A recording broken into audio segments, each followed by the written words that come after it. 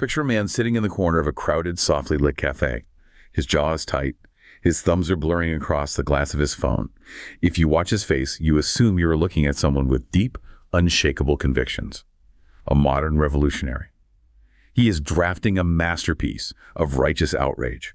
He is taking a stand against whatever injustice happens to be trending this afternoon. You could almost feel the heat radiating off him. You brace yourself for the moment he finally stands up. You expect him to push his chair back, walk out those glass doors, and actually put his beliefs on the line. Instead, he hits post. The tension instantly drops from his shoulders. He lets out a long, hollow sigh. He swipes his screen, opens a video of a stranger eating food, and his eyes completely glaze over. The revolution lasted exactly 45 seconds. The fire didn't spread to the streets. It didn't change the world. It just vanished, dissolving into a pile of digital ash. It forces a quiet, unsettling question.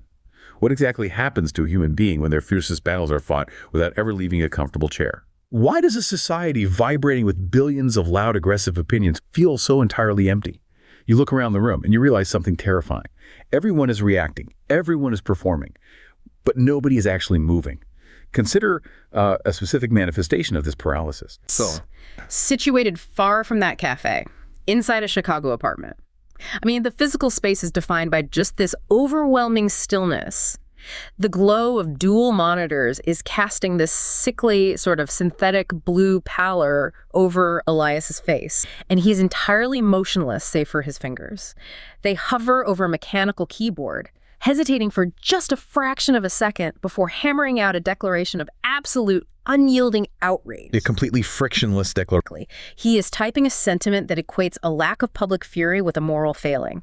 The keystroke is finalized, he hits enter, and instantly the retweets begin to cascade. It forms this digital avalanche of synchronized anger that serves to validate his existence. But in the physical room, nothing has changed. Right. The air is stagnant, the room is perfectly silent, save for the low, relentless mechanical hum of the mini fridge in the corner. He picks up a stale bagel, he takes a bite, he chews it mechanically. Yeah, if you observe him closely in that moment, you realize there is no genuine anger in his posture. None.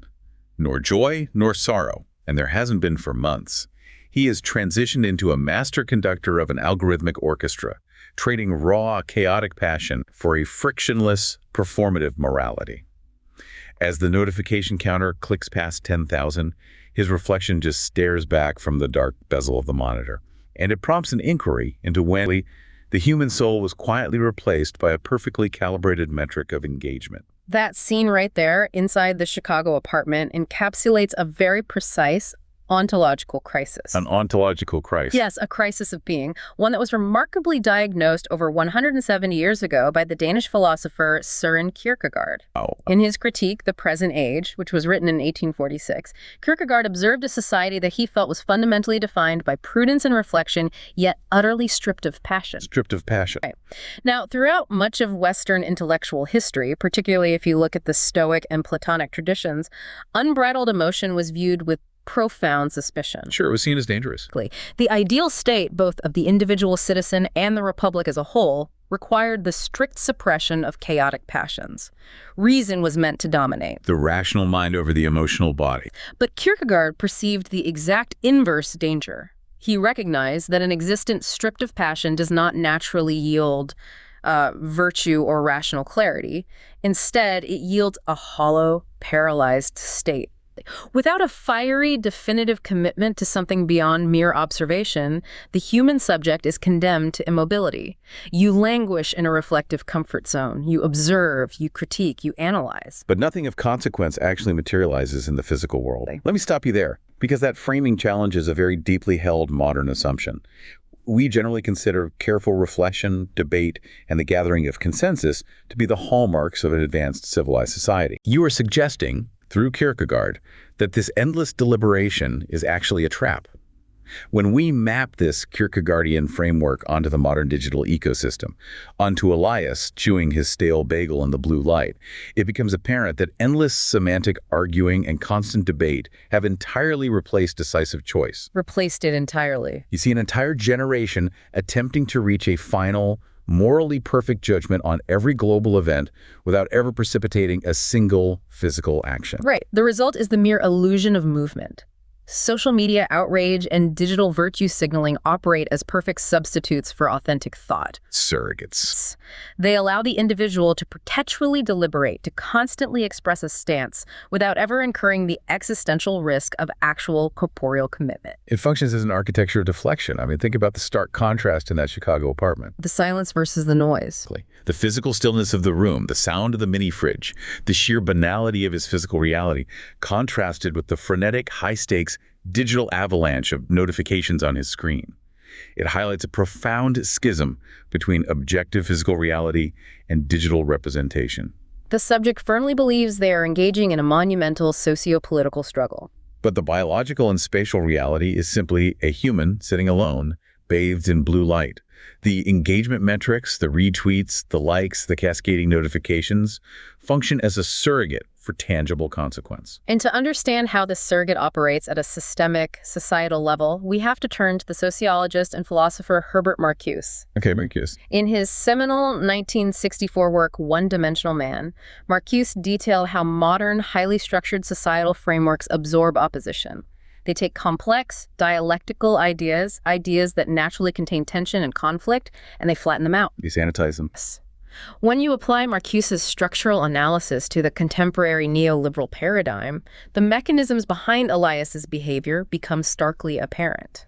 Let's unpack that term, because neoliberalism is frequently used as a vague catch-all. In this specific context, we are talking about neoliberalism as a cultural and economic narrative that frames the individual strictly as a market participant. You are an entrepreneur of the self. Right, the self as an enterprise. Within this specific logic, human desires, relationships, and even political engagements are commodified. They are molded to serve economic imperatives. And digital platforms represent the absolute apex of this commodification. These platforms are not neutral town squares. Or from it. They are meticulously engineered via algorithmic design to amplify content that perfectly aligns with the user's pre-existing beliefs. This creates what sociologists call an epistemic loop, or an echo chamber. An epistemic loop, meaning a closed system of knowledge. A structure where the information received is strictly limited to data that reinforces what is already known, systematically shutting out truly diverse, challenging, or destabilizing perspectives. Because introducing a destabilizing perspective creates cognitive friction. And friction is bad for business. Friction causes users to close the application, which reduces time on site, which decreases ad revenue. Consequently, what appears to the user as robust, high-stakes political discourse is rapidly degraded into lifestyle branding and performative polarization. So the underlying objective of the platform is absolutely never to facilitate meaningful democratic deliberation. Never. The objective is to maximize engagement metrics. The individual is subtly, constantly nudged into optimizing their digital presence as if they were managing a commercial product. You begin to measure existential worth in impressions, reach, and brand growth. Right. Any genuine critique of the system is immediately absorbed by the system, softened, repackaged as a marketable identity, and sold back to the user, completely neutralizing any genuine threat to the status quo. If we were to construct a practical analogy to conceptualize this mechanism, it closely resembles a casino slot machine. But in this digital casino, the currency dispensed from the machine is not fiat money. It is moral validation. Moral validation is payout. You pull the lever by posting a curated sentiment, a declaration of outrage or solidarity. The algorithm then spins the network. It calculates the optimal distribution required to maximize reciprocal outrage or absolute agreement among a specific cohort. The flashing lights and ringing bells of the physical casino are replaced by the ping of notifications, the haptic vibration of the phone, and the rapidly rising counter of metrics. This raises a fundamental, unsettling inquiry. Have we gamified morality to the point where the ultimate jackpot is merely an algorithmic metric of visibility, entirely divorced from any real-world catalytic change? That analogy is both mathematically and sociologically precise. To fully grasp the mechanics of this gamification, it's necessary to examine the underlying structural topology of these platforms. The architecture itself. Early conceptions of real-world social networks and even the very early iterations of the internet were built upon symmetric connections. Symmetric. In mathematical graph notation, this is represented as a bidirectional link between node A and node B. If user A establishes a connection with user B, say, becoming friends in a physical community, there is a mutual acknowledgement. A two-way street. Right. There is a bidirectional flow of esteem, respect, or at the absolute minimum, reciprocal awareness. You see them, they see you. However, the contemporary digital architecture has fundamentally shifted toward asymmetric communication. Asymmetric communication, meaning node A directing attention toward node P without any return flow. User A can unilaterally engage with user P, who might possess high epistemic authority, they might be a celebrity, or they might merely possess algorithmic prominence, with absolutely no expectation and no obligation for user P to reciprocate their existence. And this asymmetry inherently alters the power dynamic and the fundamental nature of human interaction. It is no longer a relationship between two veridical selves. Two authentic humans grounded in a shared physical reality. It transforms into a parasocial dynamic. The user is projecting identity, anger, and desires toward an entity that functions more as a digital abstraction or a blank vessel for projection than as a mutual interlocutor. This shift from the symmetric to the asymmetric is critical, because when projection is directed toward an abstraction, the projector is fundamentally altering their own behavior to suit an audience that isn't really there. And that structural asymmetry facilitates a pervasive, chronic existential vulnerability. The French philosopher Jean-Paul Sartre defined this condition through his concept of the look, or the omnipresent other. The omnipresent other. In Sartrean existentialism, particularly as detailed in his masterwork Being and Nothingness, the look is the specific mechanism by which the self gains thematic awareness of how it appears as an object in the world. Let's break down the look. This isn't just about someone glancing at you on the street. No. It is a direct, jarring encounter with an external subjectivity that instantly objectifies the self. Before experiencing the look, the self exists simply as a transcendent, free consciousness. Just being. Just being. But the very moment observation occurs, or mapped onto our modern context, the exact moment a persona is made accessible to the digital network, the subject is instantly, irrevocably reduced to an object. Reduced to an object for the other's appreciation, adoration, or condemnation. Social media, through its unprecedented volume, its instantaneous velocity, and its relentless monetization of human data, has exponentially accelerated the omnipresence of this look. The scale is entirely new. The other is no longer a single physical observer sitting across a table in a cafe. The other is a continuously accessible, vast, abstract, and algorithmic audience. Consequently, the subject is forced into a state of relentless self-curation. Meticulously managing a digital persona to preemptively satisfy or attempt to manipulate the judgment of this omnipresent other. This relentless demand for curation introduces a fascinating, almost tragic contradiction, particularly when observing the intense cultural demand for authenticity. It's everywhere. Hashtags such as NoFilter or LiveAuthentic proliferate precisely because the platforms superficially claim to value genuine, raw expression. Right, superficially.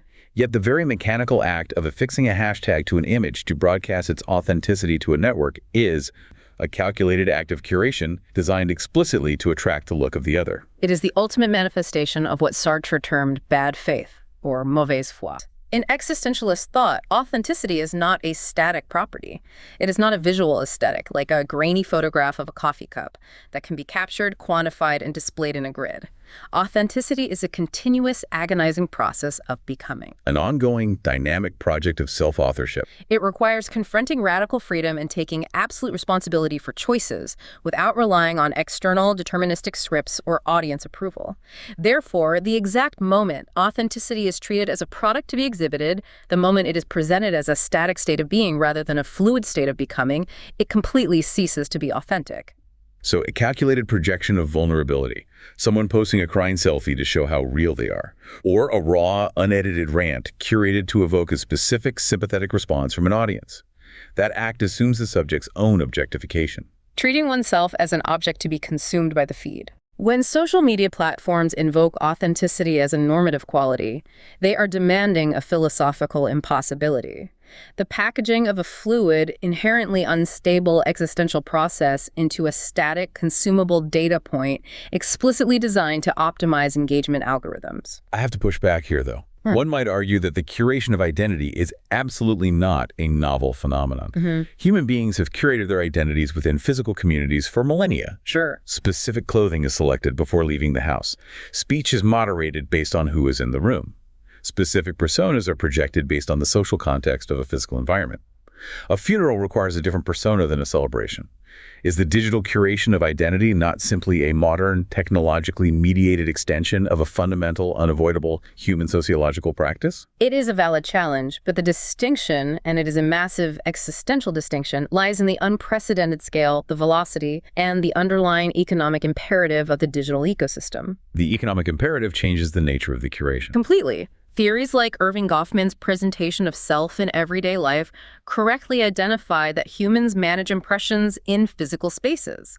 But physical interactions are strictly bounded. They are bounded by geography, by linear time, and by the biological limitations of human cognitive processing. And the digital environment violently removes all of these boundaries. It removes them entirely. Furthermore, physical curation is generally aimed at facilitating localized social cohesion or achieving tangible, localized goals. Right, curating behavior at a physical town hall meeting to persuade the people actually sitting in the room.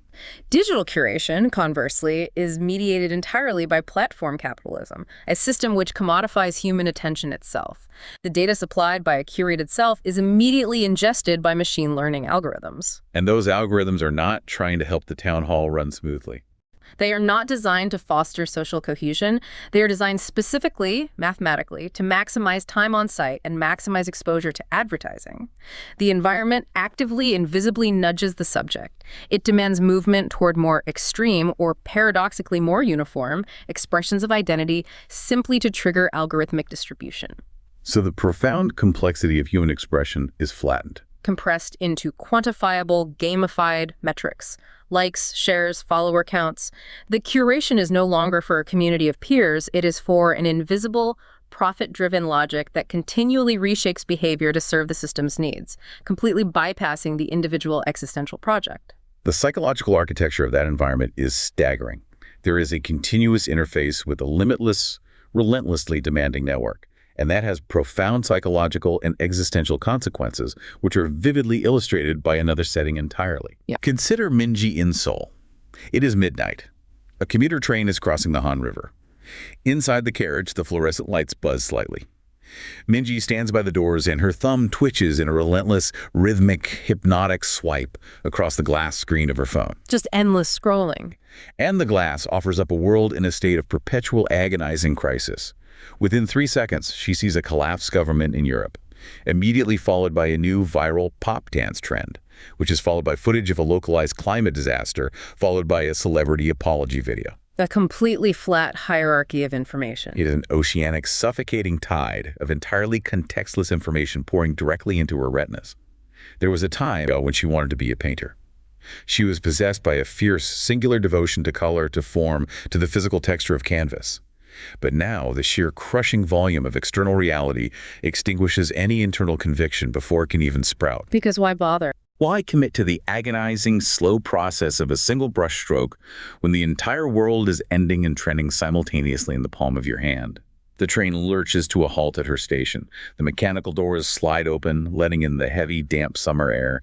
Minji does not move. She just keeps swiping. Paralyzed. She is paralyzed by the omniscience of the feed. The doors chime. They close. The train carries her further down the line into the dark. She remains a passive ghost haunting her own life, knowing absolutely everything that is happening in the world and choosing absolutely nothing. Minji's paralysis demonstrates the psychological toll of chronic 24/7 information overload. It is an erosion of the very biological and psychological capacity for commitment. The capacity itself is eroded. When the human mind is subjected to a constant, unyielding barrage of disparate, high-stakes narratives, global catastrophes interleaved with trivial, algorithmically injected entertainment, the cognitive processing power required simply to parse the input overwhelms the executive function required for singular, dedicated action. This connects deeply back to Kierkegaard, because he saw this coming long before silicon chips. He anticipated this in his critique of the printing press and the rise of mass media. He did. Kierkegaard argued that the press created what he called a phantom public. For Kierkegaard, reading about an event in the mass media was categorically, ontologically different from actually experiencing it. It's an abstraction. A massive abstraction. It offers the subject the illusion of simultaneity and connection, but it strips away all of the existential weight, all of the physical risk of actual participation. The individual sits alone in a room with the headlines, feeling incredibly informed and worldly, yet they remain entirely passive. Informed but inactive. This environment breeds what Kierkegaard termed spiritual idleness. The subject becomes a mere spectator of existence, wandering through endless fields of digital distractions, specifically to avoid the profound, terrifying discomfort of facing the self in silence. The demonic spirit of boredom drives the subject from one notification to the next, compulsively collecting global trivia rather than undertaking the difficult labor of building a life of localized purpose. The paralysis, then, stems directly from assuming this role of the spectator. By perceiving everything simultaneously, the climax, the entertainment, the tragedies, the subjective priority required to actually act is annihilated. Exactly. If everything is equally urgent on the feed, nothing can be acted upon in the physical world. And to analyze the state of paralysis further, we have to integrate the philosophy of Albert Camus, particularly his concept of the absurd. The absurd, in Camus's framework, arises from the inherent, irreconcilable tension between the human search for intrinsic meaning and a universe that is fundamentally silent and indifferent to that search. In the digital context, this tension is horribly exacerbated. Because the digital universe is not silent. No, it is deafening, yet it remains profoundly indifferent to genuine meaning. Let's apply this objectively to massive, contemporary digital phenomena. Consider the mechanics of massive hashtag movements like #MeToo or global coordinated climate protests. Strictly analytically speaking, these phenomena emerge from a very genuine physical recognition of systemic injustice or existential ecological threat. They start as real friction. They begin as a moment of profound human revolt. However, observe what happens the exact moment this genuine revolt is mediated through digital platforms. It is instantly subjected to algorithmic cycles of virality, monetization, and inevitable backlash. The existential weight is abstracted. The immense existential weight of personal trauma or the sheer dread of ecological collapse is compressed into trending metrics, digestible media soundbites, and performative alignment. The revolt is forcibly reabsorbed into the machinery of global spectacle. It renders the political act highly visible, omnipresent even, yet institutionally impotent. The system acknowledges the anger, monetizes the traffic generated by the anger, and changes absolutely nothing about the structural reality. Camus noted that authentic revolt requires an ongoing, dignified confrontation with reality. It is a physical, sustained friction. And when revolt is reduced to curated digital content and performative outrage, it ceases to be resistance. It becomes part of the very absurdity it seeks to resist, raging against the machine by feeding the machine exactly the data it requires to sustain itself. This brings us directly to the ontology of Martin Heidegger, because Heidegger provides the vocabulary for why this absurdity is surrendered to so willingly. Heidegger's masterpiece, Being and Time, outlines the concept of Das Man, which translates to the anonymous they or the one. Das Man. Heidegger posits that in everyday unreflective existence, individuals have a profound gravitational tendency to abdicate their self-authorship. Instead of confronting their own finitude, instead of making agonizing authentic choices, individuals slip comfortably into the expectations, the norms, and the culturally prescribed behaviors of Das Man. Speaking, acting, and expressing opinions not from a place of deep internal conviction, but based on what one is supposed to do or what one is expected to say in a given situation, adopting the prevailing attitude simply because it is prevailing. And the digital era magnifies the dominion of Das Man exponentially. In Heidegger's time, Das Man was a vague societal pressure. Now it's quantified. Exactly. The mechanisms of surveillance and social validation, the literal metrics of engagement, the follower counts, the ratio of likes to comments, now objectively mathematically define the criteria of significance. The individual user voluntarily forfeits their potential for genuine self-understanding, Assimilating into routinized social scripts. echoing dominant narratives merely to maintain social relevance or to avoid the terror of algorithmic exclusion. The subject becomes hyper-engaged outwardly, constantly posting and reacting, yet existentially estranged inwardly, utterly devoid of authentic reflection. An analogy might clarify this complex dynamic. It is the act of studying a map. Imagine an individual standing at the edge of a vast, difficult territory. Instead of walking into it, they stare at a highly detailed, constantly updating digital map of the world. Right. They analyze the topography with extreme precision. They monitor the shifting political borders in real time. They memorize the traffic patterns.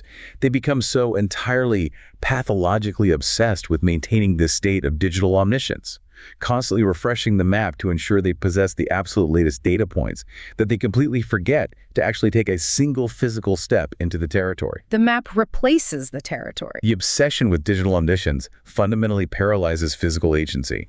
The individual becomes a permanent, stationary observer of a journey they refuse to begin. That analogy perfectly isolates the transition, shifting from an active participant in reality to a passive node in a network. The map demands absolute attention, it demands cognitive resources, but it does not demand physical movement. And it is crucial to recognize that this dynamic of paralysis, the systemic erasure of individuality, is not confined solely to the consumption of digital media. It is deeply embedded in the physical structures of modern organizational and corporate life. The mechanisms of conformity function identically across both domains. Yeah. To see this in the physical world, consider the manifestation of this conformity on the 42nd floor of a corporate high-rise, a windowless conference room. The air conditioning hums, fighting the suffocating recycled warmth of the corporate incubator. The perfect sterile environment. At the front of the room, the regional director intones the desperate need for the division to be disruptive. But his voice is entirely devoid of inflection. He rhythmically taps a laser pointer against a dry erase whiteboard. Sitting at the long mahogany table is David. David adjusts his tie. The project proposal sitting on the table in front of him is the corpse of an idea. Stripped of all its life. David remembers the electric, terrifying jolt of passion he had felt when he first drafted it at 3 a.m, weeks ago. It was risky. It possessed a dangerous brilliance.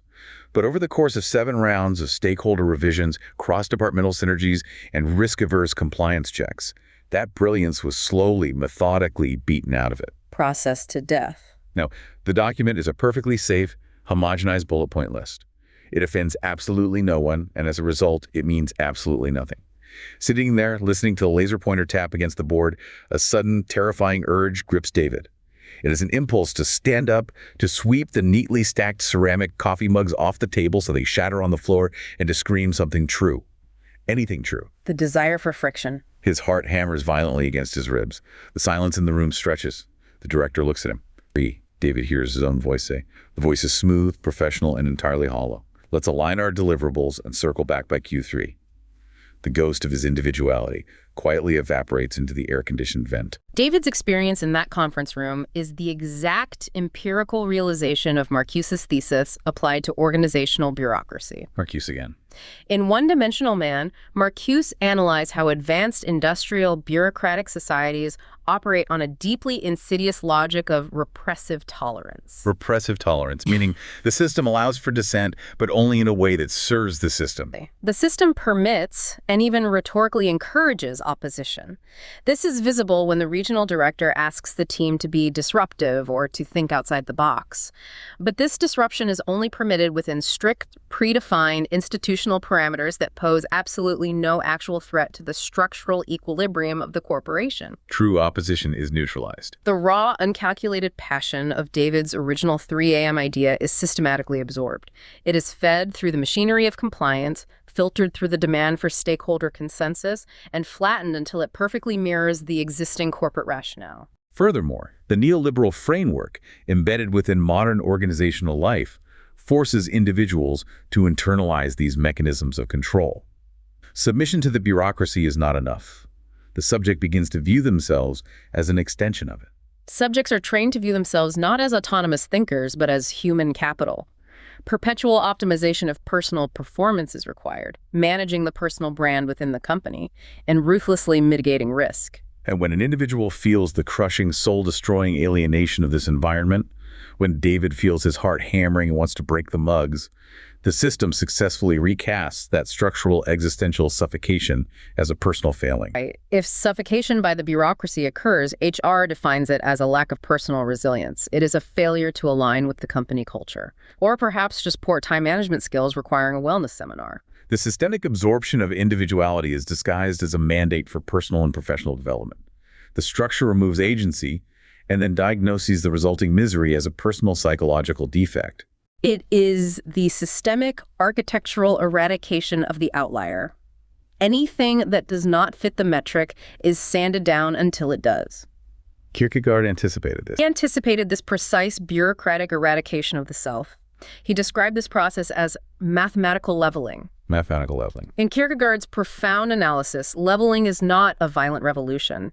It is a quiet, abstract, and relentless occupation where all individual differences, all peaks of passion and valleys of despair, are reduced to a profound sameness. A complete flattening. Kierkegaard feared the emergence of a society where equality takes on its most toxic, corrosive form. Not equality of dignity and not equality of opportunity, but equality as the deliberate dilution of exceptionalism and personal responsibility. Equality achieved by bringing the ceiling down rather than raising the floor. In the process of mathematical leveling, it takes a specific number of individuals, aggregated together as a committee or a crowd, to substitute for a single, authentic human being. The crowd fundamentally crushes the single individual. Because responsibility is diffused. When an idea must be sanitized by committee, when David's proposal goes through 7 rounds of revisions, the responsibility for that idea is fractioned.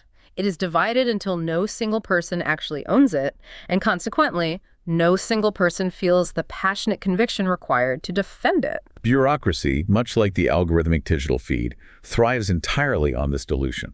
It creates a highly functioning, remarkably efficient system that is entirely devoid of character, risk, or authentic conviction. The architecture of both the corporate incubator and the digital feed can be likened to a powerful, untamed river. Imagine a river with immense kinetic energy. Now, that river is systematically dammed. It is diverted into concrete channels. It is heavily filtered to remove any debris or unpredictability. And eventually, it is pumped through a sophisticated hidden plumbing system to end up as a shallow, predictable, decorative fountain in a suburban shopping mall. It flows, it makes a pleasant, continuous sound, but its raw, dangerous power has been completely neutralized by the infrastructure built to contain it. Does this relentless process of risk-averse homogenization, this architectural demand for the safe, the predictable, and the uniform, ultimately lead directly to the nihilism that Kierkegaard feared? It leads unequivocally to nihilism. And it does so precisely because meaning, authentic, sustainable meaning, is intrinsically tied to individual commitment, risk, and passion.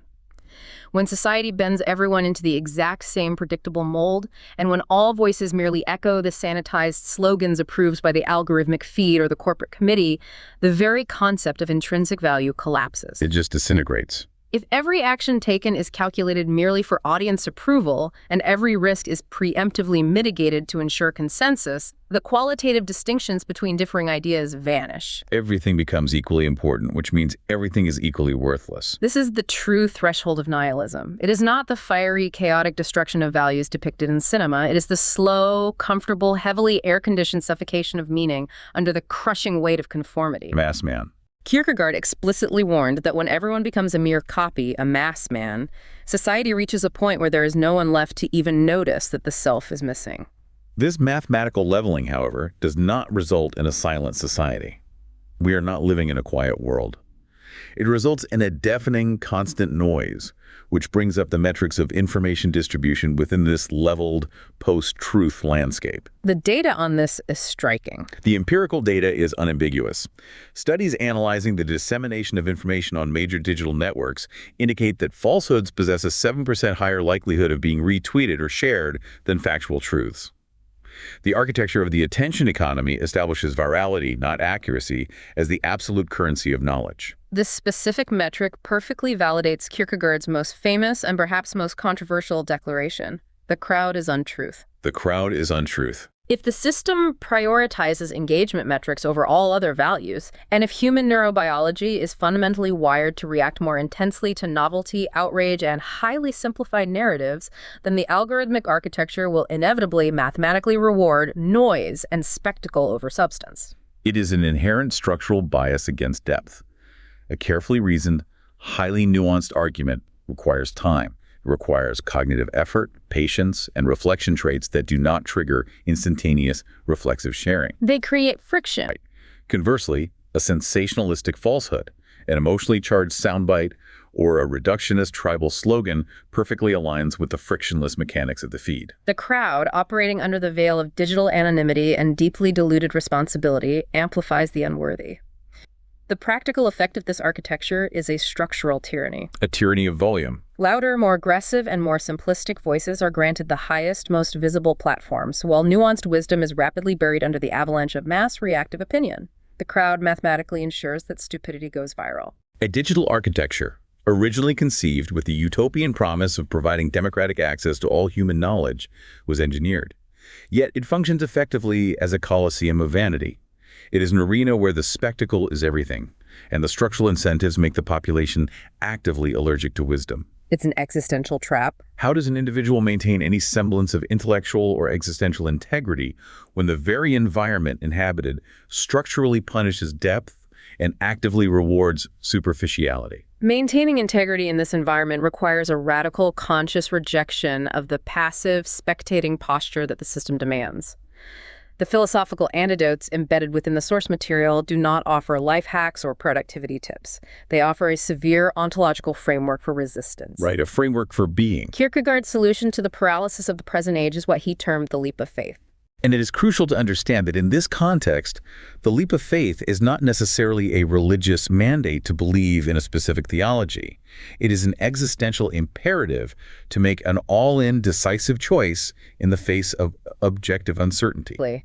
To cure the malaise of resignation, to break out of the endless loop of digital deliberation and semantic arguing, the subject must commit fully to an idea, a vision, or a moral mission, and live by it with absolute, uncompromising conviction. Abandoning the safety of the crowd. The leap of faith requires voluntarily abandoning that warmth and safety. It requires accepting the profound, terrifying risk of individual action. It is the deliberate restoration of passion in defiance of calculated, algorithmically optimized prudence. It is the reclamation of authentic existence. It is stepping off the map and into the territory, knowing one might get lost, but choosing to walk anyway. The mid-century existentialists, Sartre and Camus, provide complementary frameworks for this exact reclamation. Sartre insists upon the absolute recognition of radical freedom. Radical freedom. This is the harrowing understanding that despite the oppressive structures of neoliberalism, despite the corporate incubators, and despite the omnipresent algorithmic control, the individual remains inexorably responsible for their choices. Because to succumb to the algorithm is a choice. To curate the self for the omnipresent, to live in bad faith, is a choice. Reclaiming freedom means acting without the guarantee of social validation. And Camus demands a posture of dignified revolt against the absurd. This revolt does not seek to escape reality through digital distraction, nor does it seek to solve the universe's indifference. It confronts the ontological discomfort directly. In practice, this resistance is rarely found in viral digital campaigns or global hashtags. It is found in localized grassroots movements. Grounded in physical space. These collectives, emerging strictly from the lived experiences of physical situated environments, cultivate solidarity through direct corporeal interpersonal engagement. By prioritizing physical presence, localized friction, and dialogic exchange over scalable algorithmic metrics, these localized movements actively subvert the neoliberal imperatives of depersonalization and fragmentation. They restore relational connection by demanding physical presence. The ultimate synthesis of this existential stance is stark. True resistance begins not with louder digital voices, nor by mastering the mechanics of the algorithm to spread a message further. Resistance begins with a deeper, self-authored ontological commitment. Choosing to act authentically, to anchor oneself in physical reality and genuine conviction within a milieu that actively vaporizes depth into conformity, is an inherently radical gesture.